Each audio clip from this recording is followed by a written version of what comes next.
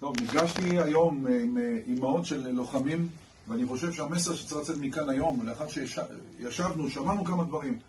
עדיף שיהרגו 1,000 מחבלים, אלפי מחבלים, 10,000 מחבלים, ולא שערה אחת מראשו של חייל צה"ל.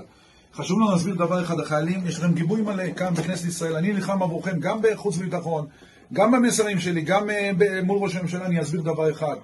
חיי חיילי צה"ל לפני הכל, גם אם צריך להפציץ ולהרוג כמה שיותר מחבלים בעזה, לא לחשוש.